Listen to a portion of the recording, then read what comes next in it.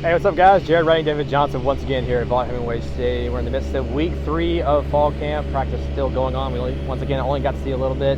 One thing we did see was Jeremy James playing right tackle position that he was all too familiar with these past couple years.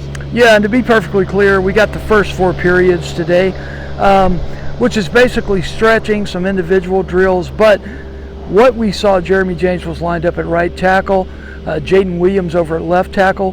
Mason Brooks not on the field today. He appeared to be injured in the scrimmage on Saturday. Got off the field on his own power. We don't know anything further on Mason right now. But anyway, Jeremy James goes from left tackle to right tackle. Jaden Williams in at left tackle. So that's kind of the way the O-line was shaking up today. Caleb Warren still at center.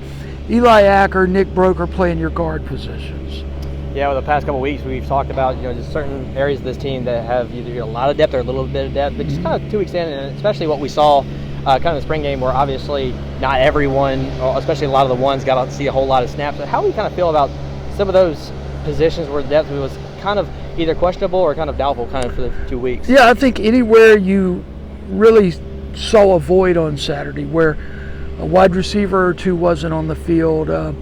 Nick Broker didn't play on the offensive line. Cedric Johnson didn't play much. Troy Brown didn't play much. You can go on and on. I think the Rebels feel comfortable with their depth at those spots.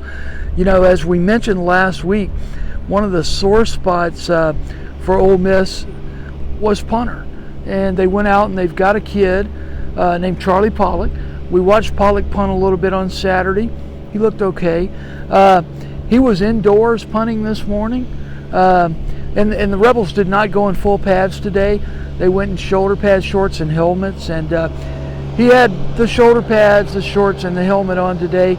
So hopefully Charlie can get on out here and start booting the ball for the Rebels here in a day or two. But this is really the last full week of fall camp. School starts next Monday, so Ole Miss has to hopefully get a lot done and a lot accomplished this week as we're moving head first towards that September 3rd opener versus Troy. I think that led into my next thing. We know, of course, we're just a week from the day starting classes. We're going to have a packed house, an Oxford packed house on campus. But now that we're kind of entering 3 of fall camp, when we looked at from where we started and the things we talked about to now, what are some of the things that have kind of changed kind of since that start?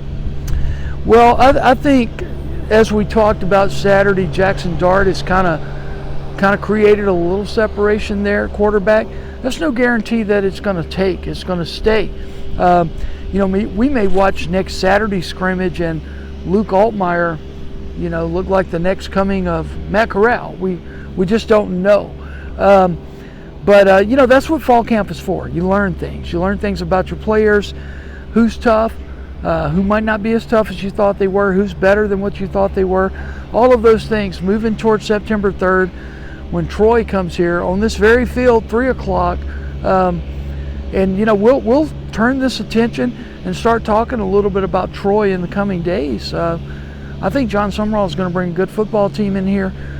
Unfortunately for them, I think they're going to be playing a really, really good football team. Dog days of camp. That's what this is. Dog days of camp, indeed. Once again, we will have you covered all throughout fall camp, but not just here, throughout the entire 2022 season. From myself, David Johnson, and Tyler Kuhlman, we will see you next time.